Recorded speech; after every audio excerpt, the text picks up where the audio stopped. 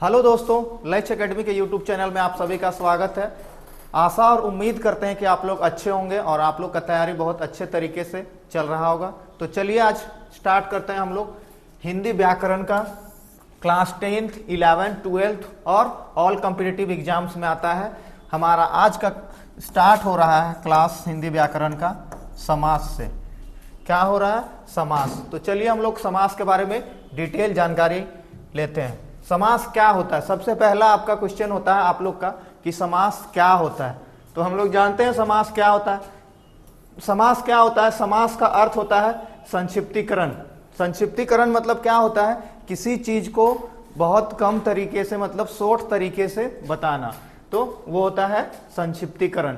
क्या होता है समास? क्या होता है हम लोग जानते हैं, जब दो या दो से अधिक शब्दों, क्या, जब दो या दो से अधिक शब्दों को मिलकर एक नया शब्द बनाते हैं। मतलब मान के चलिए दो शब्द है, ठीक है। दो शब्द क्या है आपका? विद्या जोड़ आलय, ठीक है। दो शब्द हुआ, विद्या एक शब्द हुआ और आलय एक शब्द हुआ। तो क्या किए हम उसको, दो शब्द को हमको मिलाकर क्या बना? विद्यालय। तो उसी तरीके से बोलता है जब दो या दो से अधिक शब्दों को मिलकर एक नया शब्द बनाते हैं।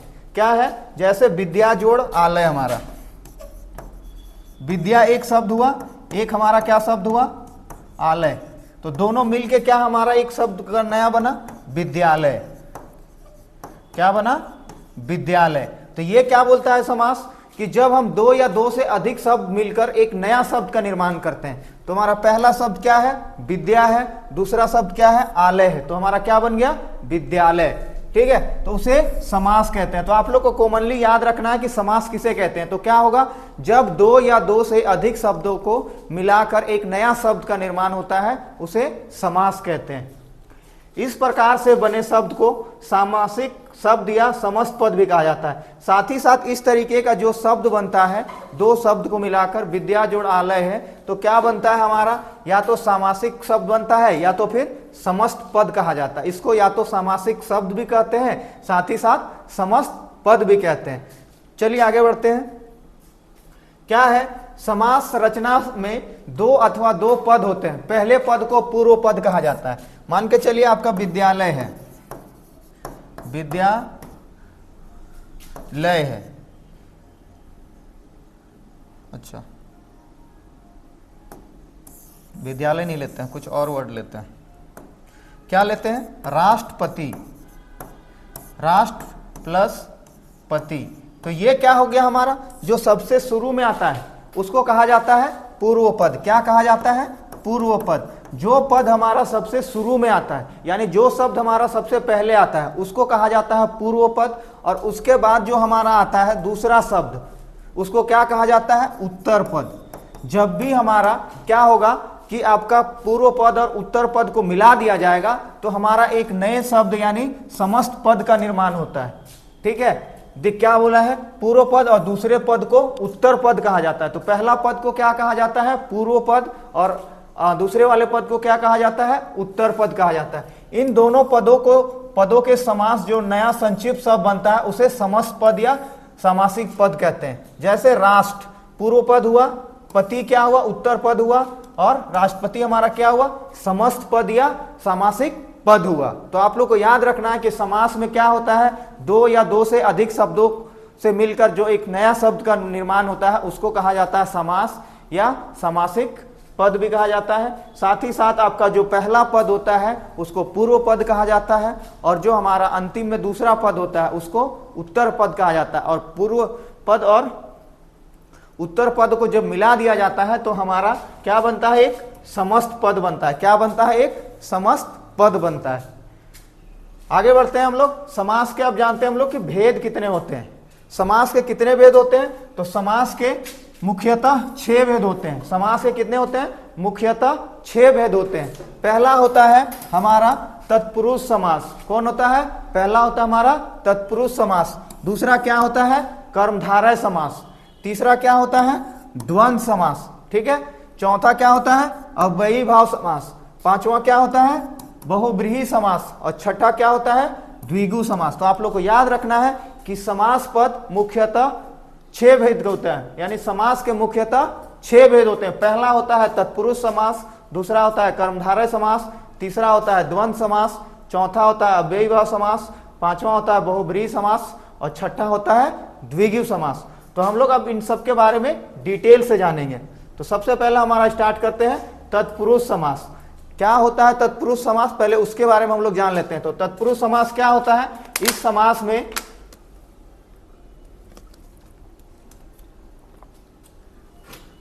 समास में पूर्व पद गौण होता है। क्या होता है? पूर्व पद गौण होता है। गौण का कहने का मतलब होता है छुपा हुआ होता है। साथ ही साथ क्या होता है? उत्तर पद प्रधान होता है। और जो उत्तर पद होता है आप लोग को शुरू में ही बताया, एक होता है पूर्व पद जो सबसे पहले आता है, जो पहला शब्द होता है, और जो दूसरा शब्द होता है उसको उत्तर पद कहा जाता है। तो क्या होता है कि इसमें तत्पुरुष समास में याद रखिएगा कि तत्पुरुष समास में पूर्व पद जो रहता है वो गौण रहता है, यानी छिपा हुआ रहता है, और उत्तर पद जो होता है वो प्रधान होता है। समस्त पद बनाते समय पदों में विभक्ति चिन्हों का लुप्त किया जाता है। और इसमें क्या होता है, आपका जो भी रहता है विभक्ति चिन्ह इसमें लुप्त किया जाता है। लुप्त किया जाता है मतलब छुपा दिया जाता है।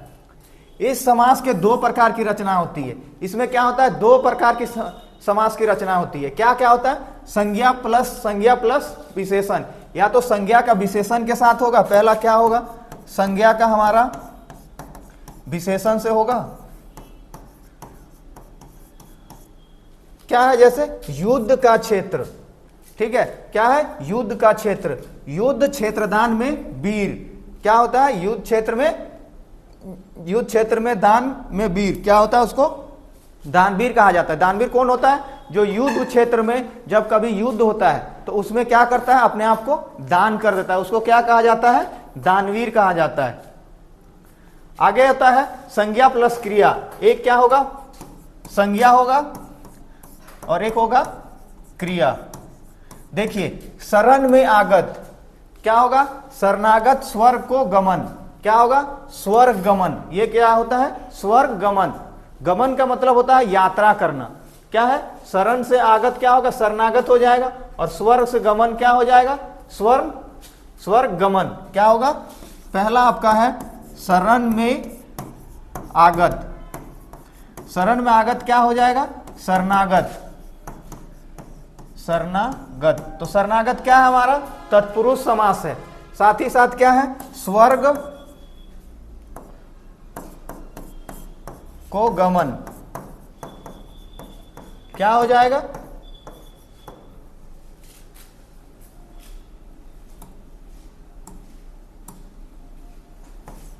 स्वर्ग गमन।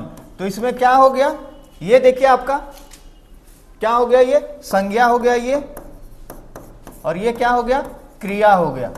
तो तत्पुरुष समास में क्या होता है? संज्ञा और विशेषण का होता है। पूर्व पद क्या होता है? संज्ञा होता है। उत्तर पद क्या होता है? विशेषण होता है। और फिर इसमें क्या है? पूर्व पद संज्ञा है और उत्तर पद क्या है? क्रिया है। तो इसमें जो पूर्व पद होता है वो गौण रहता है, और उत्तर पद इसमें क्या होता है?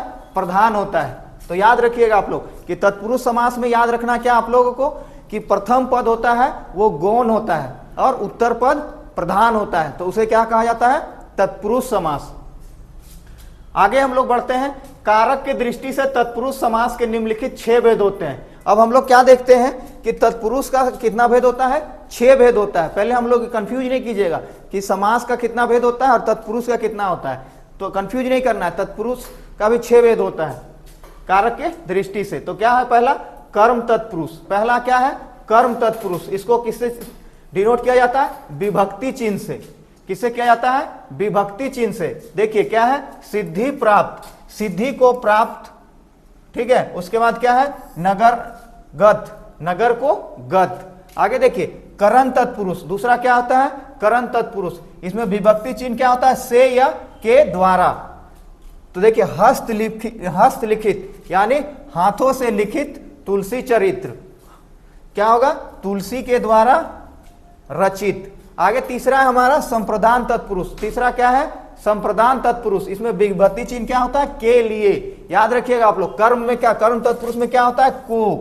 करण में क्या होता है? से या के द्वारा। और आपका संप्रदान में क्या होता है? के लिए। विभक्ति चिन्ह क्या होता है? के लिए। जैसे देखिए रसोई घर, रसोई के लिए घर। और जेब खर्च क्या है, जेब के लिए खर्च। जेब खर्च क्या है, जेब के लिए खर्च। चलिए आगे बढ़ते हैं हम लोग। आगे है अपादान तत्पुरुष। अपादान तत्पुरुष में क्या होता है, विभक्ति चिन्ह से अलग होने का भाव। यानी अपादान में क्या होता है कि कोई भी चीज होता है उससे अलग होने से वाला है। तो क्या है, पथ भ्रष्ट, पथ से भ्रष्ट। क्या होगा, पथ भ्रष्ट मतलब जो आदमी रास्ता भूल जाता है, यानी अपने जो कार्य है उससे रास्ता भटक जाता है, उसको क्या कहा जाता है, पथ भ्रष्ट। आगे है देश निकाला। क्या है, देश निकाला। तो क्या होगा, देश से निकाला। तो आप लोग क्या विभक्ति चिन्ह आया, इसमें से आया, इसमें भी हमारा क्या आया, से आया। जब भी हमारा से आएगा तो क्या समझिएगा, वो आपादान तत्पुरुष है। आगे संबंध तत्पुरुष। संबंध तत्पुरुष में क्या रहेगा आपका विभक्ति चिन्ह, का रहेगा, के रहेगा, की रहेगा। तो क्या होगा हमारा संबंध तत्पुरुष। तो क्या होगा, राजपुत्र, राजा का पुत्र। क्या आया हमारा इसमें, का आया। आगे देखिए घुड़दौड़। क्या है, घोड़ों की दौड़। क्या आया, घोड़ों की दौड़। अधिकरण तत्पुरुष, इसमें विभक्ति चिन्ह क्या रहेगा, में या पर रहेगा, याद रखिएगा, में या पर। तो क्या होगा, आप बीती, आप पर बीती, आप पर बीती। इसमें विभक्ति चिन्ह क्या आया, पर। आगे देखिए विश्व प्रसिद्ध, विश्व में प्रसिद्ध। इसमें क्या आया, में हमारा आया। विभक्ति चिन्ह क्या आया हमारा, में। तो आप लोग डिटेल से याद रखिएगा कि चलिए थोड़ा सा फिर से कर देते हैं रिवीजन कि कारक के दृष्टि से तत्पुरुष समास के 6 भेद होते हैं। पहला होता है कर्म तत्पुरुष, इसमें विभक्ति चिन्ह होता है को। दूसरा होता है करण तत्पुरुष, इसमें क्या होता है, विभक्ति चिन्ह से या के द्वारा। तीसरा है संप्रदान तत्पुरुष, जिसमें है के लिए। और आगे है हमारा अपादान तत्पुरुष, जिसमें है विभक्ति चिन्ह से। आगे संबंध तत्पुरुष में क्या, का, के, की। और अधिकरण में है में या पर। चलिए इसके आगे बढ़ते हैं हम लोग। आगे है कर्मधारय समास। कर्मधारय समास में क्या होता है, इस समास में पूर्व पद और उत्तर पद के मध्य में विशेषण या विशेष का संबंध होता है। क्या होता है इसमें कि आपका पूर्व पद और उत्तर पद के बीच में, क्या अभी बताया था आप लोग को कि क्या होता है, पूर्व पद और उत्तर पद। पूर्व पद क्या होता है, जो पहले होता है, और उत्तर पद क्या होता है, जो बाद में आता है। तो देखिए पूर्व पद और उत्तर पद के मध्य में एक विशेषण या विशेष का संबंध होता है। और इसमें क्या होता है, पूर्व पद भी इसमें भी गौण होता है और उत्तर पद इसमें भी प्रधान होता है। जैसे देखिए क्या है, चंद्रमुख का क्या होगा, चंद्र जैसा। यानी समस्त पद में क्या होगा, कमल नयन, कमल से। और देहलता, देह रूपी। और महादेव का क्या होगा, महान देव। नील कमल का क्या होगा, नीला कमल। पीतांबर का पीला अंबर। सज्जन का क्या होगा, सत जोड़ जन। और नरसिंह का नरों में सिंह। तो क्या होता है कर्मधारय में आपका कि पूर्व पद और उत्तर पद में के बीच में क्या होता है, विशेषण या विशेष का। क्या विशेषता बता रहा, चंद्रमुख। तो क्या, चंद्र जैसा मुख। और कमल नयन, कमल के जैसा नयन। आगे देह रूपी, देहलता, देह रूपी। ये क्या है, उस तरीके से विशेषण या विशेषता बता रहा है। विशेषता क्या बता रहा है चंद्रमुख में कि किस तरीके से उसका मुख है। तो क्या विशेषता बता रहा है, चंद्र का बता रहा है। उसका मुख कैसा है, तो चंद्र के जैसा है। तो वो किसका विशेषता बता रहा है, चंद्र का विशेषता बता रहा है। कमल नयन में क्या है, कमल का, कमल नयन या कमल के मतलब कमल जैसा नयन। तो किसका है, उसका विशेषता बता रहा है, नयन का। नयन कैसा है, कमल जैसा है उसका। ठीक है, तो वो क्या है, विशेषता उसका बता रहा है। तो विशेषण आप लोग जानते ही होंगे। आगे देखिए द्विगु समास। द्विगु समास में क्या होता है, यह कर्मधारय समास का उपभेद होता है। यह क्या होता है, कर्मधारय समास का उपभेद होता है। कर्मधारय समास का उपभेद होता है। इस समास में क्या होता है, पूर्व पद संख्यावाची विशेषण होता है तथा समस्त पद किसी समूह का बोध कराता है। द्विगु समास में आप लोग को याद रखना है कि जो प्रथम पद रहेगा यानी पूर्व पद रहेगा वो क्या रहेगा, संख्यात्मक रहेगा। जैसे 1 2 3 4 5 6। तो देखिए वो क्या रहेगा, आप लोग को याद रखना है। द्विगु समास आप लोग का सबसे इजी है। किस तरह से कि जब भी आपका कोई नंबर आ जाएगा यानी कोई संख्या आ जाएगा तो वो आपका क्या होगा, मैक्सिमम टाइम में द्विगु समास होगा। जैसे 9 ग्रह, 9 ग्रहों का समूह। क्या होगा, 9 ग्रह यानी 9 ग्रहों का समूह। आगे देखिए त्रिलोक, 3 लोकों का समाहार। नवरात्र, 9 रात्रियों का समूह। तो क्या हो रहा है कि पूर्व पद में क्या आ रहा है, आपका नंबर आ जा रहा है। आगे देखिए दोपहर, 2 पहरों का समाहार। आगे देखिए चौमासा, 4 मासों का समूह। शताब्दी, 100 वर्षों का समूह। और अठन्नी, 8 आनों का समूह। तो आप लोग याद रखिएगा, द्विगु समास याद रखने का सबसे इजी है आप लोग को कि जब भी नंबर आएगा यानी किसी का संख्या आ जाएगा तो क्या होगा, वो द्विगु समास होगा। आगे हम लोग जानते हैं द्वंद्व समास। द्वंद्व क्या होता है? द्वंद्व का शाब्दिक अर्थ होता है युग्म या जोड़ा। द्वंद्व का शाब्दिक अर्थ क्या होता है? युग्म या जोड़ा। मान के चलिए जब तक उसका जोड़ नहीं रहेगा तब तक वो द्वंद्व समास नहीं होगा। इस समास के दोनों पद प्रधान होते हैं, एक दूसरे के विलोम होते हैं तथा विग्रह करने पर योजक या समुच्चय बोधक शब्दों का प्रयोग होता है। जैसे माता और पिता, तो क्या है ये आपका मेल हो रहा है, किसका हो रहा है? युग्म या जोड़ा हो रहा है। माता और पिता। और दुख और सुख, दिन और रात, राजा रानी, तो ये क्या हो रहा है कि ये एक जोड़ा है। ठीक है, जब तक जोड़ा अगर नहीं होगा तो आप लोग का द्वंद्व समास नहीं होगा। तो आप लोग द्वंद्व समास भी याद रखने के लिए आपको क्या रखना है कि जब भी जो जोड़ा में हो, जैसे माता और पिता, घर और द्वार, ठीक है, राजा रानी, भाई बहन, माता पिता, दिन रात, राजा रानी, राजा प्रजा, ये क्या है? जोड़ा है। तो इस जब भी जोड़ा में हमारा आएगा तो वो हमारा क्या होगा? द्वंद्व समास होगा। द्वंद्व समास में देखिए प्रयोग क्या होता है? समान पदों में मध्य या का प्रयोग होता है या विपरीत पदों का मध्य किया जाता है। क्या होता है? साथ ही साथ ये तो या तो फिर ये जोड़ा होगा या तो फिर इसमें क्या होगा? विलोम होगा। जैसे राजा प्रजा, तो क्या है? राजा का उल्टा विलोम क्या है? प्रजा। माता पिता, माता क्या है? माता का उल्टा पिता या पिता का उल्टा माता।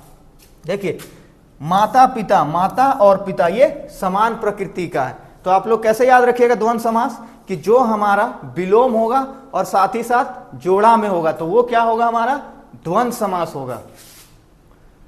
आगे गाय भैंस, क्या? गाय और भैंस यानी समान प्रकृति का।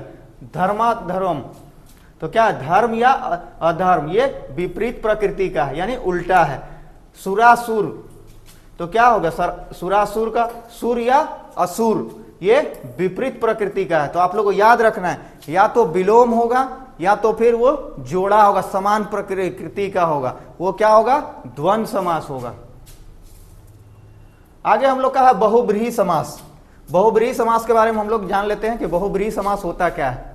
जिस समास के दोनों पद अप्रधान हो, इसमें क्या होता है कि पूर्व पद और उत्तर पद दोनों क्या होता है? अप्रधान होता है। इसमें किसी का प्रधानता नहीं होता है। समस्त पद के अर्थ में अतिरिक्त कोई सांकेतिक अर्थ या प्रधान हो तो उसे बहुब्रीहि समास कहते हैं। जैसे देखिए एक दंत, एक दांत है जिसके, ये क्या करता है? अपना जो नाम रहता है वो चेंज कर देता है। इसमें देखिए एक दंत, इसमें ना प्रथम पद ना ही उत्तर पद का प्रधान है, ये क्या कर रहा है? सीधा अपना नाम ही बदल जाता है। ठीक है, इसका अर्थ ही अतिरिक्त कोई और दे देता है। जब भी आपका कुछ रहेगा, कोई शब्द ऐसा रहेगा जो अपना अर्थ बदल देगा, उसका मीनिंग कुछ अलग निकलेगा अर्थ, तो वो क्या हो जाएगा? बहुब्रीहि समास। जैसे एक दंत, तो एक दंत क्या है? पूर्व पद में और उत्तर पद से इसका कोई लेना देना नहीं है, ये सीधा सीधी अपना अतिरिक्त कोई और अर्थ दे देता है। त्रिनेत्र, 3 नेत्र हैं जिसके, कौन है ये? शिव हैं। ये आप कंफ्यूज नहीं करिएगा, ठीक है, कि त्रिनेत्र आपका संख्यावाचक आ गया तो आप लोग मार दीजिएगा, वैसा नहीं करना। त्रिनेत्र क्या? 3 नेत्र। क्या? 3 नेत्र किसके? जिनके, मतलब शिव के। 3 नेत्र किनके हैं? शिव के। आगे नीलकंठ, नीला है जो कंठ जिनका, नीला है जो कंठ जिनका, वो क्या है? शिव है। शिव का क्या है? नीला है कंठ। आगे चलते हैं हम लोग। अव्ययी भाव समास, ये हमारा आखिरी है अव्ययी भाव समास। तो डिटेल से आप लोग समझ लीजिए। अव्ययी भाव समास क्या होता है कि इस समास में पूर्व पद प्रधान होता है और अव्यय होता है। जो इसका पूर्व पद होता है वो प्रधान होता है और अव्यय होता है। जैसे यथामति, मति के अनुसार, आमरण, मृत्यु तक, और यथा और आ अव्यय आता है। इसमें क्या आ गया? इसमें यथा आपका एक आ गया अव्यय और आ भी आ गया जो अव्यय हो गया। अथामति में क्या होगा? यथामति में यथा हो गया आपका अव्यय और आमरण में क्या आ गया? आपका आ गया अव्यय। जहां एक ही शब्द के बार बार आवृत्ति हो अव्ययी भाव समास होता है। और क्या होता है, जब भी एक ही शब्द का बार बार अगर रिपीटेशन होगा तो क्या होगा, वो अव्ययी भाव समास होगा। जैसे कुछ उदाहरण देखिए, आजीवन, आजीवन क्या होता है, आजीवन क्या होता है, जीवन भर। आजीवन क्या होता है, जीवन भर। यथा सामर्थ्य क्या होता है, सामर्थ्य के अनुसार। यथाशक्ति, इसमें अव्यय क्या आ रहा है, यथा आ रहा है, इसमें भी अव्यय क्या आ रहा है, यथा आ रहा है। और आजीवन में क्या अव्यय आ रहा है, आ रहा है। यथा विधि में क्या आ रहा है, यथा आपका आ रहा है अव्यय। यथा क्रम में क्या हो रहा है, अव्यय यथा आ रहा है और क्रम के अनुसार ये आ रहा है। तो इसको क्या कहते हैं, अव्ययी भाव समास। ठीक है, अव्ययी भाव समास में क्या है, आजीवन, जीवन भर। यथा समर्थ का अर्थ क्या होता है, सामर्थ्य के अनुसार। यथाशक्ति का अर्थ क्या होता है, शक्ति के अनुसार। और यथा विधि का मतलब क्या होता है, विधि के अनुसार। ठीक है, तो ये आप लोग का है, आप लोग अच्छे से पढ़ लीजिएगा। अगर कहीं पे आप लोग को कंफ्यूजन होगा अगर समझने में, तो आप लोग कमेंट कीजिएगा। और अगर आप लोग को अच्छा लगा तो अपने दोस्तों के बीच में शेयर कीजिए। और अगर चैनल में आप नए हैं तो चैनल को सब्सक्राइब कीजिएगा और बेल आइकन ऑन कर लीजिएगा। इसी तरीके से आपका हर टॉपिक का एक सेपरेट वीडियो आएगा। आपका जो फाइनल एग्जाम होने वाला क्लास 10th और 12th वाले लोगों के लिए, इसमें आपका समास पढ़ना है। इसमें आपका एक क्वेश्चन कंफर्म आने वाला है, 2 क्वेश्चन भी हो सकता है। ठीक है, तो चलिए दोस्तों, धन्यवाद। इसी तरीके से हमारे चैनल में विजिट करते रहिए और शेयर करते रहिए। धन्यवाद।